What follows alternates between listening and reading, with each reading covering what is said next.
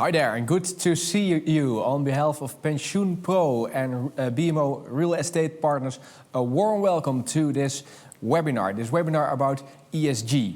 My name is Tom Jessen. I'm glad to be your host, and I will guide you through this webinar. We will start now at 2 o'clock Amsterdam time, and it takes 3 o'clock this afternoon. We will share you a lot of information about BMO and especially about ESG in real estate at BMO. When you have questions, please use our chat. You can put all your questions and remarks there, and we have also some poll questions for you, and I will help you when we have a poll question. You will see it in your screen because it will pop up. When you have technical questions, then you can also use our chat to ask the questions. I'm glad to have two special guests today with me in our show. We have Angus Henderson. Angus is Head of Business Development at BMO Real Estate Partners in the UK. Hi there, and good to have you. And we have also Aris Schöberl, Managing Director Germany and Head of Institutional Clients at BMO Real Estate Partners in Germany. Good to have you, Aris. Thank you, Tom. We will talk about a lot of things, not only the E part, but also the S and the G of ESG. So we will cover the whole scope. Let's start, Angus, with you, because today we will talk a lot about ESG. It's really important in Europe, but also in the rest of the world. Why is ESG so important to BMO? Yeah, thanks, Tom, and good afternoon, all. So why is ESG important to BMO? I would say it's very much part of the ethos of the firm. We have a long history of delivering ESG strategies and a strong following from investors. I think at last count, we had more than 25 Dutch and German institutions who have selected BMO specifically to be their ESG partner for engagement and voting. And in addition, our ESG credentials are really next to real estate and real assets. One of the key reasons we've been bought by Columbia Threadneedle Investments. So it's really at the forefront of the leadership focus. But I think the question is really why. And for me, the key reason is that we believe ESG is intrinsic to investment returns and aligns the overall expectations of our stakeholders, whether they're investors, tenants, or other stakeholders. And we see it as a core component of the delivery of the right sustainable returns for our investors. And really, as such, we see it as very much the future of our real estate offering. Right. Can you survive without ESG, Angus? Can you survive without ESG? I think it's really hard. I think it's such a core component of institutional investment overall that, just take it. Take ESG. It provides investors with the comfort and, governance. It's there in the name. Without governance, what do you have from a fiduciary perspective? And without the right approach here, there really are significant risks. And on the flip side, with it, there are great opportunities. Maybe we're slightly self-selective in some respects, but I'm not aware of any institutional investors who currently don't place a significant focus on ESG considerations when working with managers and making investment decisions. Yeah, exactly. Iris, what do you think? I think Angus is absolutely right. Do we survive without ESG? Maybe I will survive, but it will not be the future for my children and not for my company. I see. Today we have a lot of institutional partners, a lot of institutional viewers on our show. Why does ESG fit so well, Angus, do you think, for these institutional partners? I think, to be honest, it's the same point. It's ensuring you have that institutional approach, the fiduciary management of their own investments. And ESG provides a strong framework for consideration of approaching managers, of working with managers, of making the direct investments. and it provides that strong governance. And I think without that, institutional investors, as I said before, the group that we're working with, for them, it is absolutely front and center as to their overall consideration. And as Iris mentioned, looking forward, it's only going to become more important. We know ESG in the total asset market. Today we will talk about ESG for real estate. What is BMO's point of view when you talk about applying ESG to real estate, Angus? That's quite a broad one in terms of the approach, Tom. So just, we would say no one size fits all. We would say we have something of a hybrid approach. We have our own in-house sustainability team that works across the real estate platform, and it's key to understand the different dynamics of the market, the different regulatory environments, cultural approaches, and to continually learn and evolve. But we would also say that a standalone ESG team or in-house expertise isn't good enough on its own. You need a couple of other key elements. Firstly, external influences to keep learning from and be challenged by. And secondly, we need to embed the ESG capability within your own teams. It can't just be people sitting in an office, over there that you go to and ask. But it needs to be within the asset management focus, within the investment function, within the project management, property management elements to make it work. And sorry, I just have one more there. I think actually it has to come from the top. It's got to be something the leadership really support and drive to ensure that it's very much part of the ethos and overall culture of the organisation. Okay, good points. Very clear. Thank you. Iris, you mentioned earlier when we do the preparation for this show that the data part is also very important here. Can you explain? Of course. ESG, the E in the ESG doesn't work without digitalization and without data.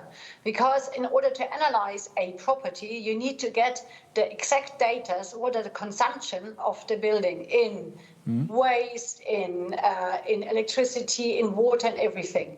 Unfortunately, there are not a lot of European standards. We are all working on standards and also I'm from a German perspective, we are quite overly thorough when it comes to data protection. Data protection is something which sometimes hinders us to get data, but there are ways around to get the data for the building in a data protective way, on an anonymous way. But it needs a lot of thinking and being creative in getting the data. Exactly, but how can you use the data in this story and what is the benefit? Number one, before you make an analysis and a strategy how to get this property and the whole portfolio climate neutral, you need to know exactly how much do they what is the consumption as of today. And then once you know this, then you can work because you need to have a parameter compared to a standard. And the goal is for the whole of Europe, and this is according to the taxonomy, and this is according because we need to do is the building industry has a 40% share in CO2 emission. So therefore, you need the data to analyze the building and then make your plan how to get it down, either through technique or to changing the building. There are lots of measurements you can do. I see. And how will you use it at BMO, the data part?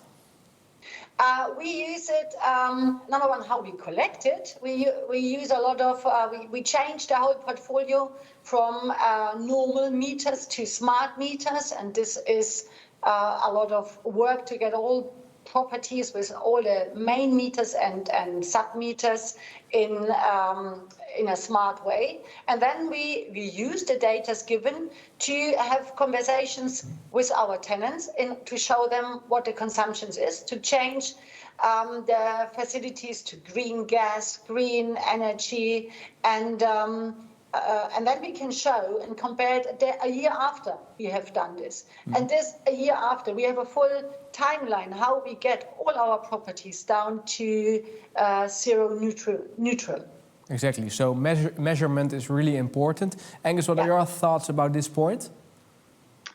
Yeah, I think, I'll just echo what Iris has said. The data is so critical, and it's something that the industry's been working on extensively over time. And to be honest, it's granular. You just got to keep grafting and getting to that data picture so you can then act on it. We have also some slides. We can share them with our audience after this show. Please bring them up, guys, when you need the slides. You know which slides we have. Iris, for you, maybe it's also good to talk about the biggest challenge you have when you would like to fix a policy about more sustainable buildings. What is the biggest challenge? The biggest challenge is that we don't have a standard in Europe.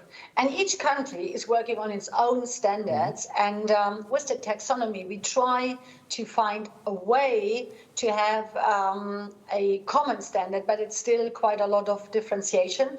And we act European-wide with our residential fund, for example, and therefore you need to have in mind all the different standards and regulations of the countries, and then also about the asset class, because it's not only real estate, there's a differentiation between residential real estate and commercial real estate. So to have this non-existing standards in mind and create your own standard is quite a challenge. And again, as I said, data protection is the key, and we try to come over it in implementing green leases in our buildings, which takes time to convince, number one, the whole team. So I started 2015 with the first green leases, and it took some years to get my own colleagues convinced that this is something which is really worthwhile the effort. This changed now. They are really passionate about this because it changes also the atmosphere negotiation. So to come over it is data protection and the missing of standards in Europe, which is a big challenge. I see. And the fact that you need always 2 years to get the data. So you need 2 heating periods in order to have appropriate data. Okay, why 2 years? Because you have a meter, and then you have a heating period, and then you get the consumption. And then it takes some time until you get the data out of the meter, and then you change it, and then you get the next heating period. I see. And therefore, you need 2 years, a minimum. That makes sense. Okay, so that's also a long-term policy, right? Yes. And I would like to show, if I may, Tom, a slide, which is it's slide number 3, which shows our timeline. This is the slide, so sorry if you will not see us, but you will see the slide. And but this shows what we've done and what we are planning to do to get our whole portfolio down to net zero carbon. And you see it's a lot of granular work. So you start in smart meterings and then smart sub-metering. In 23, we will have professional waste management. Things like this will make the real estate more sustainable. And obviously that's work, that's also money, and we talk about this later. But it shows that we have a plan and we are measured against the plan. And this is also something which our investors really appreciate, that they have a fixed plan. And this is the G, and I'm sure Angus will talk about the G and the ESG. We are transparent, and we show what we've done and what we do on the properties to get it down to net zero carbon. So, and the plan won't change? Yes, the plan, this is a learning curve. You cannot fix something because our environment is moving. And we are quite a proactive asset manager, and we are also proactive when it comes to ESG. So Right. we react on changes in the market. For example, if the European Union creates now a new standard, we will obviously follow the standard. Yeah. Angus, you mentioned in the beginning that BMO has a great history about sustainability management. Can you mention some important points you did in the past? Yeah, it's a great question, Tom. And I think, in terms of, we launched one of the first ESG-focused investment trusts 30, 40 years ago. We've had our own sustainability function within the real estate piece for going back decades now. For us, it's about introducing key elements and not always just sticking to the regulatory environment, but going to areas that we think make a difference. We were the first manager, for example, to introduce the living wage across such strategies here in the UK. We have created a number of social-focused strategies that I think are really at the cutting edge, where we look to really align the underlying income from those elements to the wider strategic focus, identifying the need and then evolving that need to create the purpose and alignment to the sustainable return for investors. But I think, most importantly, it's just coming back to it's something we are intrinsically focused on and will continue to evolve and develop. It's shown within both the existing product base, so creating strong ESG overlays throughout the diversified product range, the existing strategies that we run, but also looking to go further and go beyond the regulatory environment and create specific ESG-focused strategies. So fulfilling both sides of that institutional demand. Exactly. We have some beautiful examples also in our slide. We will share that with our audience later on. When you have questions about this story so far, please put them in our chat and then we can talk about that. Let's move in the G part, Angus. Which regulations do you face when we talk about the G? Thanks, Tom. It's quite a tough one because it's a pretty complex landscape.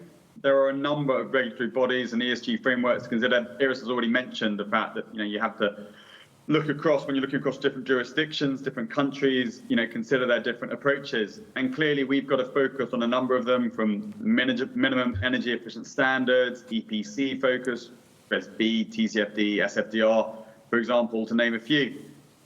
For us, it's not so much about letting the regulations being the deciding factor as the focus. Clearly, we're going to be with the regulations or go ahead of them. But for us, it's ensuring the direction and focus is right for each strategy, and you can fit your ESG strategy to align with the real estate focus. A lot of the regulations do take something of a one-size-fits-all for the regulatory environment, and I understand why that's the case. You have to create a framework and people have to fit around that. But if as a manager you're purely wedded to that, it can lead to some poor outcomes or unintended consequences. And there are examples of that. But through a focus, if you've got a focus of ticking the box to get the right score, you're missing the point, I think. We've got two strategies, for example, that qualify for SFDR Article 9. But these strategies were designed first in terms of looking at the need and looking to create the right solution around that need. And then when we applied the framework to them, we realized they qualified. Exactly. And you've got to have purpose and focus in mind, and not look to just to be a slave to some of that regulatory environment. So measurement frameworks are important, right? Yeah, absolutely, they're important.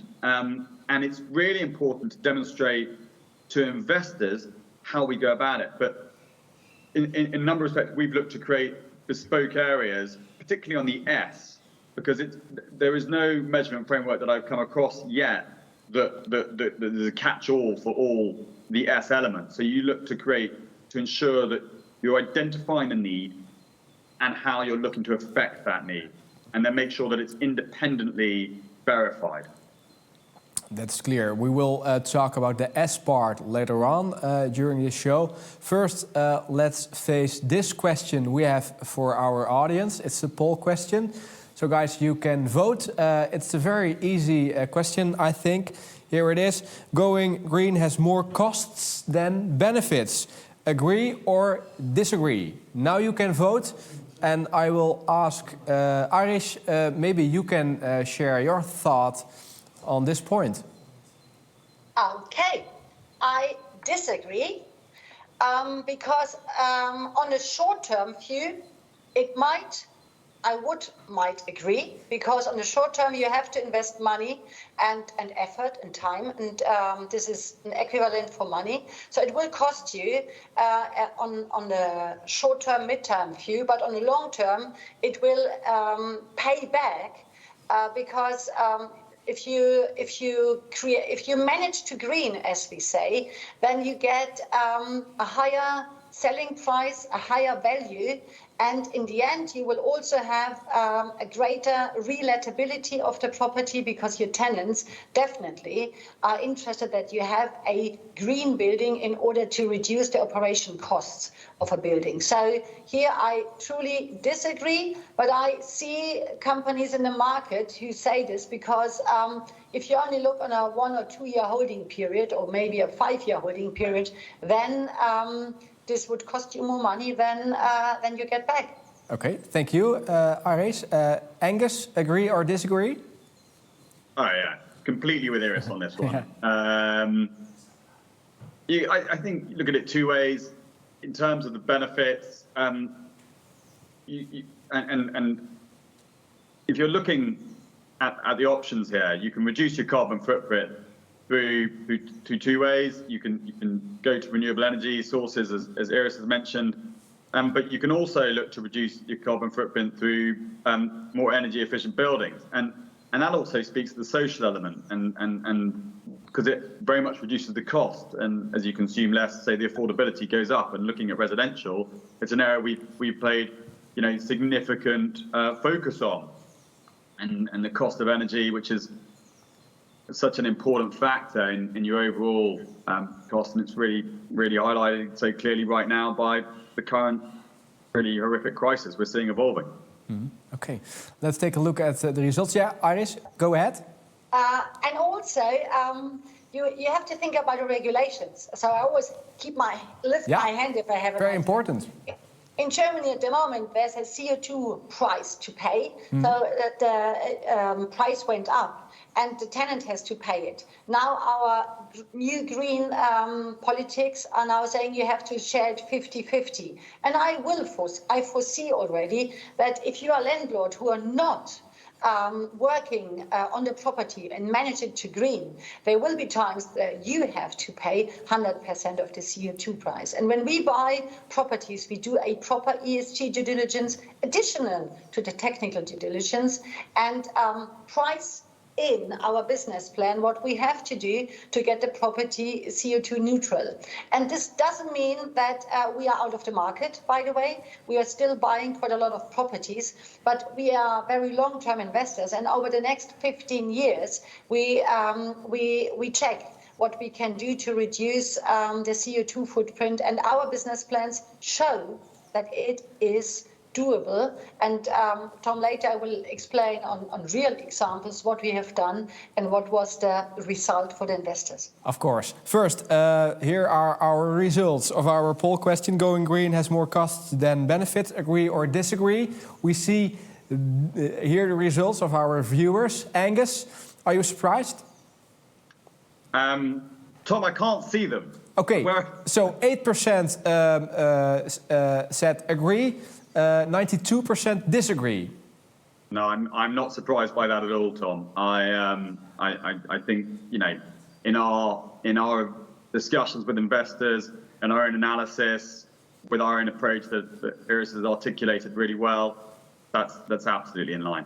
Okay, incoming question from one of our viewers, because in the Netherlands there's also a lot to do about SFDR. What about BMO? Article 8, Article 9, maybe another article. Maybe, Iris, you can explain. Yeah, go ahead. All new funds are at least Article 8. All our existing funds, which are fully invested yet and will not buy new properties or get new equity, they are still Article 6 funds, but with our measurements we will get them into Article 8 funds, and this is discussed with all our investors. So we are in full agreement of our investors to spend money to even get their fully invested funds into Article 8. And Angus is even in UK, we are even further in, we have an Article 9 fund as well. So I see the future only Article 8 and 9. Okay, Angus, what can you add? No, I think that sums it up really well. What Iris has said, I think that's absolutely right. And again, it's not about for us being a slave to that focus. It's around ensuring that we have the right strategies in place and have the integrity around the disclosures that are required for Article 8 and Article 9. So you have the substance there. Exactly. Angus, we talked about the E part, we talked about the G part. When we talk in generally about BMO's goal, what is your common goal? Wow. The common goal, I mean, I think from an environmental perspective, we've talked a bit about achieving net zero as a real estate fund manager. Iris mentioned the 2050 focus as a platform, and we'll obviously look to continue to outperform that. But each strategy also needs to be considered at its own level in terms of specific net zero carbon targets. Again, we're not looking to put a one-size-fits-all. We're looking at each specific approach, and that's different for the different sectors, be it residential. So reducing the bill? The common goal is not solely to reduce the bill. It's to look at it holistically. So you achieve that net zero. I mean, it's part of the wider consideration of the 40% of emissions coming from the built environment. So what is the focus around that from an environmental perspective, and then drilling down into each specific strategy to hit those net zero carbon targets, and also work with our tenants on their emissions. So looking at the broader picture, and then looking to ensure you can measure and deliver against your goals and show the integrity there. Okay. When you hear all these stories and this policy also for the future, maybe investors also think it's better to invest only in new buildings. Is that true? No, I totally disagree. And this is really out of my heart. I think it's so important to know that in 2050, all buildings erecting then 80% of them are already erected. So if we only concentrate on new build, we forget that we have the most work to do in existing buildings. And we are invested in Germany in 100 cities and in Europe also in another 30 cities. And most of them are buildings started out of the 50s, even starting of the 1900. And you need to work on this, and then you have the most effort to the environment. And funny, this was something which came out in a discussion I had with one institutional investor who said to me, okay, Iris, you make your life easy and you buy only new buildings and then you look like you're the star. Which I say, no, we don't do this. We number one, I'd like to be the star, but obviously we are buying old buildings, existing buildings and new buildings, depending on the micro location, but then we manage them to green. And with this, we have the most effort for the future. Yeah, in the chat is one question about the policy in the UK, because Angus, people ask in the UK, BMO only build new buildings. Is that true? And how can you combine that with the story Iris mentioned? No, Tom, I would push back on that actually, and I'd agree with what I was saying. As a business, we do the majority of the investment, the majority of the portfolio is already standing, but we do have one particular strategy where in the residential space, which is a key part of the topic today, which is build to rent. And I think probably the question is around, why do you just do a build to rent focus? Why not buy standing stock? And I would just point to the fact that the UK residential market particularly is a nascent market, and for the European institutional investors, I'm sure a lot of them are aware, they have very mature markets in Netherlands and Germany in particular, to buy and hold residential institutional product. In the UK, that's simply not the case. So if you want to create an institutional product, you do need to build it. But on a commercial side, we hold it all. But I make no apologies of having a build-to-rent strategy in residential. It's the right thing to do, and we'll continue to do it. But I think the embodied carbon point that Iris makes is absolutely spot on. I don't think there's enough focus on the embodied carbon in the standing stock, and I think that's something that does need to evolve overall in terms of the measurement considerations. Okay, let's talk about the S part of ESG. Iris, what are the guidelines? Number one, I not only talk about real estate, I talk also about us as a company. The S part in the company also is, and I know this we didn't prepare for this, but this is also important, how you treat your employees and your stakeholders in order to combine with the S in your ESG policy, which means work-life balance, gender pay gap, etc. As a woman, I have to say this, sorry. The S on our, especially in our residential strategies, is really hard to measure. We are in a group of people, institutional investors in Germany, where we try to measure the S. And some market players, you know, they have the facility manager or the caretaker becomes the event manager of a residential area. For this, you need quite a big area. So the S means that you keep the property in a very good shape, that you have power stations for the cars, that you have enough parking places for bikes, that you are really concentrated on a micro location when it comes to where are the kindergartens, where are the next supermarket or grocery store, where are the playgrounds for the children, where the schools, and this makes a residential property compliant to the ESG, including the S. This is how we measure it. So really important, Angus. How, because you have also to think about the E and the G part, how can you combine all those three elements? Well, I think you need the right framework and approach overall. Just picking up on what Iris said on the S side and your original question, the S is becoming more of a focus for investors. I think it's also a harder area to measure, as Iris also said. But with us, you know, we're looking at the S and saying particularly what are the areas you can create and what can you dial up. So in certain areas, the environmental considerations will have a greater ability to be impacted. In other areas, you'll have a greater ability to focus on the S. And residential definitely is that area of ability to focus more on social considerations. And just echoing some of the points Iris made, you know, affordability and provision, you know, long-term rental homes targeting mass market, you know, delivering units to those who are in greatest need of quality accommodation, key workers, or those that would often have been offered a level of social provision. If you think about societal change, a development that supports the community, you know, Iris mentioning the kindergarten, you know, bringing that community element together, and then quality of the property management and governance. You know, we need as an institution to be able to manage these assets well to support the social objectives of the assets, and actually you can align that quite clearly to the underlying income. If you have a really well-run asset where the community comes together, you can then create something that is holistic in terms of the returns. Okay, thank you.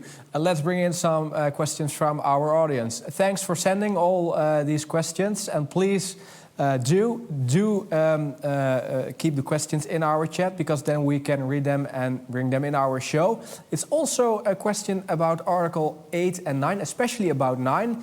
Aris, you talked about it. The question is from a viewer: which criteria do you face when you report the Article 9 guidelines? So the funds we have under my control are Article 8, so maybe Angus can talk more on Article 9. But important is when we also target in the future Article 9. And for example, one important target is we have a hurdle rate that the rent tenant has to pay in residential should not be higher than 30% of the income of the family, and this helps. But if you think bad about it, you could say, oh, you only have rich tenants then, but this obviously is not the target. The target is to have the right affordable flat for a family, and we do this already before we buy a property. So we do this calculation, and if the property is too expensive for the market, for the micro location, we're not buying it because it doesn't make sense for the future. And Angus, I think you are the one who talk about how we report our Article 9 measurements. Exactly. Please tell us, Angus. Thanks, Tom. Our approach to ensure that we could hit the Article 9, which was already part of the strategy, but what ensured that it was the fact that the impactful credentials were one and the same, with focusing on the investment intentions and the two principles of do no significant harm and avoid adverse impacts were clearly key elements of the overall strategy. And then in terms of the measurement, it does come back to that affordability and provision and societal change that were very much at the forefront of the overall strategy. And we work closely with a number of key organisations within the strategy to develop the framework.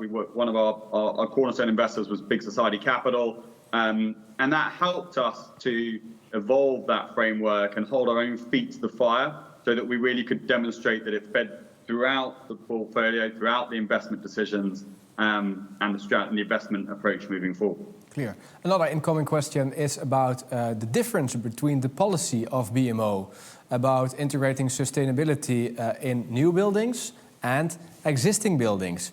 Iris, can you explain? Of course, new buildings, you benefit from a regulation which makes the developer erecting the building in a way that it is in the operation very efficient. Obviously, the embedded carbon and the CO2 you create when you build it, this is you need almost 50 years in operation to compensate the building, the building of the erected building. When you think about existing buildings, I can give you an example. We had a property in Freiburg, which is a very rich city in Germany, built in '67, and we had a tenant change, and the new tenant was TK Maxx, and we refurbished the whole building, and we changed from oil heating to high efficiency cogeneration for heat and power in combination with green gas. We had new windows, we had new facade panels, which are, by the way, are better looking as well, and increased with this the efficiency of the building. We were able to reduce our consumption from 350 kilowatt per square meter per year to 100 kilowatt per square meter per year, and we are now in the same efficiency rate as a new built building in Germany. And obviously this cost money, but the value increase we had in this is tremendous. And you know, you might notice that TK Maxx is a retailer, and we just had Corona, which obviously hit the retailers quite hard. But even so, with this tenant and with the measurements we've done, we increased the value of the building far above the costs we had. So therefore, this is an example how to work with existing buildings. Clear. Also a question from our audience about the monetary risk. Iris, can you also explain that part? Which kind of risk? Could you say that again? The monetary risks. When it comes to the value of the property, you mean the volatility? Exactly, because I think our viewers also saw the 3 questions you used when you talk about buildings, but maybe you can explain the monetary risks, because we mentioned that last. Yeah. This is, my English was not good enough. This was the only problem. Obviously, maybe our audience have read in the papers about the word stranded assets. And stranded assets are assets which we cannot sell back into the market because they are not sustainable. And in the Netherlands, there are even buildings, and we will see how the government reacts in 23, which are office buildings, which are not allowed to re-let, because if they do not fit to certain sustainability requirements. And this is a big danger for the valuation and for the long-term value of the property. And therefore, in managing it to green, you get rid of a lot of future risks in the property. Another incoming poll I think we can share with our viewers is this question. Please vote. For setting up an ESG strategy, you have to reduce your return. Do you agree or disagree? Please vote. And maybe in the meantime, Angus, you can share some thoughts about the strategy of BMO in the future, because which active management will you have this year and the next year? Yeah, no, Tom, in terms of, sticking to the question on do you have to reduce your return? So was that the question, Tom? Yeah, that's the question, but people now can vote, and when we have the results, then we can talk about the results. But in the meantime, you can share something about your plans for the future. Yeah, so the business continues to evolve, and we're seeing a number of opportunities to engage with various stakeholders to create new and diverse strategies, but also impact on the existing product range. What we think is really exciting is the creation of an ESG-focused product suite that we continue to generate, and Iris has been creating a very aligned set of products across Europe in a number of sort of key sectors that we see as growth opportunities, and also here in the UK, specific strategies that will continue to evolve, but also the headline strategies that are diversified products here in the UK, and that's both in terms of diversified products, but also in terms of managed to green, where we do see an exciting opportunity in that area, and Columbia Threadneedle have a really interesting strategy there as well. Okay, that's clear. Let's face our results. Here they are. Of our poll. So the question is, for setting up an ESG strategy, you have to reduce your return. And we see that most of our viewers disagreed. Arish? I understand the 34% who agree, because if you think about your cash-on-cash dividend during the first few years, it will cost you money. And I think you cannot say it costs nothing, because it costs money. But I also agree on the majority who say I disagree, because as I said before, on the even on not even long term, even if you only look about the next 7 years, you will have a benefit, and a money benefit, profit benefit on your properties if you have a proper ESG strategy, and if you can prove that you already work on this and create and manage it to green. So I understand both sides. But long-term investors, and residential is long-term, should disagree, because they will see that they earn more than it will cost. Okay, let's bring in some questions from our viewers, because there are a lot of questions from Albert-Jan Knol. Thank you, Albert-Jan, for your question. Let's take a look at our screen. How do you ensure that the ESG reporting and information is reliable and compliant with all the regulations? Angus, can you explain that part?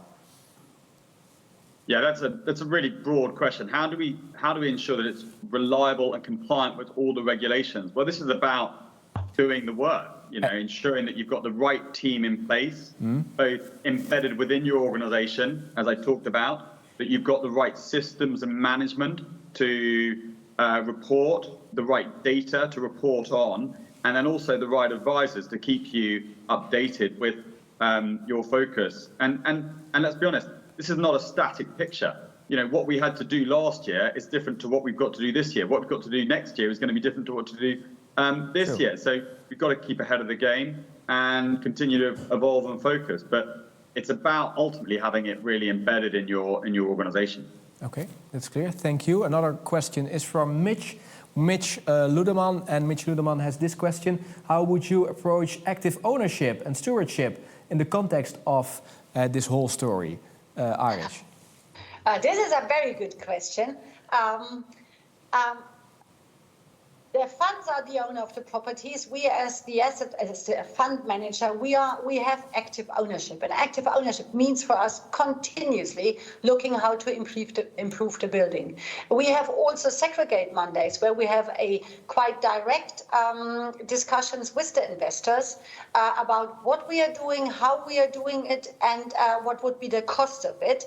And we show them in business plans, quite transparent, what is the benefit of each of the measurements. And yes, we had already institutional investors who said, oh no, I don't want you to do this smart metering thing at the moment. I don't want to spend the money at the moment. And it then takes active ownership for our policy to talk with the investor and show them the benefits. And I'm glad to say that we convinced the investor that it is in his interest to go this way with us, and they agreed. So active ownership means you need every year to validate the data and your strategy, and then you have to modify it if needed. Mm-hmm. Let's wrap up things. Angus, what is the most important takeaway of this real estate BMO webinar, you think? What's the most important takeaway? I would just say the global evidence here and the ongoing focus of climate-related incidents is really a great case for the sustainable strategies focus. It's overwhelming evidence, and social considerations are becoming ever more of a focus. And where these can be aligned to create an ESG-focused strategy, you really can have a win-win scenario. But I just leave you with one thought, and that I would urge you all to utilise, the appropriate frameworks and your own analysis to evaluate each manager's quality around their ESG focus. So really delve into it. Don't just take the numbers as read. Really get into understanding how they work and what they're trying to do. That's a beautiful message. Thank you for sharing. Iris? My main message is just do it. Just start to work with your properties, work with your asset managers. And as Angus said, don't take it as a given just because you get a report. Whenever we have investors coming into our office, looking into our systems and talk to the people, not only to the managing directors, to all the people, then they see that ESG and performance for the properties are in our DNA. And therefore, that would be my message. Don't trust only reports. Dig a bit deeper. Thank you. We talked about a lot of topics in this webinar, but I can imagine that people have a lot of more questions. We will share some slides of the vision of BMO, and we also will share the contact information for you guys and for our viewers. So when you have questions, please feel free to contact Iris and Angus. Thank you very much for joining us today. Thank you. Okay. That's it for our BMO Pensioen Pro webinar. We have also a survey, and we will share that survey in our chat. So I think it will take you 1 minute or less. So please fill in, and then we can improve our TV shows, online TV shows in the future. Thank you very much for all your questions. Thanks for participating in the polls. I hope you have a nice day, and I would like to say goodbye.